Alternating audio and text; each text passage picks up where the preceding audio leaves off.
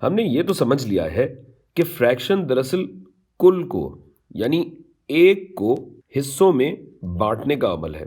مگر اعداد کے حوالے سے، نمبرز کے حوالے سے ان کی حیثیت کیا ہے یہ ہم اس ویڈیو میں دیکھیں گے۔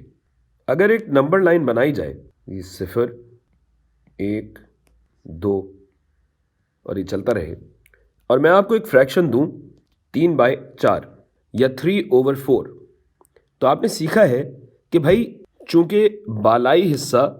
نچلے حصے سے کم ہے لہٰذا یہ فریکشن 0 سے 1 کے بیچ میں پائی جائے گی، اور ذیل میں 4 کا مطلب ہے کہ ہم اس کل کے 1 کے 4 حصے کر رہے ہیں یا 4 ٹکڑے کر رہے ہیں، یعنی ہم اسے چوتھائیوں میں تقسیم کر رہے ہیں، 1/4، 2/4، 3/4، جن میں سے 3 حصے یا 3 چوتھائیاں ملا کر ہم 3/4 تک پہنچتے ہیں۔ اور اگر آپ غور کریں تو اگر یہ آخری چوتھائی بھی ملا لی جائے تو ان 4 چوتھائیوں کو ملا کر ایک کل بنتا ہے، یعنی 4 حصوں کو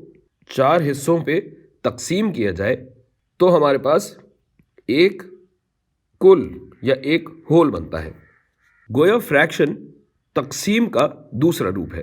تو آئیے ایک مثال بھی دیکھ لیتے ہیں۔ اگر اس نمبر لائن پہ ہمیں 3/6 کی 3/6 کی نشاندہی کرنی ہے تو آپ دیکھ سکتے ہیں کہ ہمارے لیے آسانی یہاں یہ ہے کہ نمبر لائن پہلے ہی 6 حصوں میں بٹی ہوئی ہے، تو یہ 6 میں سے ایک حصہ، یہ 2 حصے، یہ 3 حصے، یہی ہمارا جواب ہوگا۔ اور بھی دکھا دیتے ہیں، 4 حصے، 5 حصے اور 6 حصے، اور ان 6 میں سے 1 2 اور 3 حصے یا 3 ٹکڑے میں نے گن لیے تو 3/6 پہ میں پہنچ گیا۔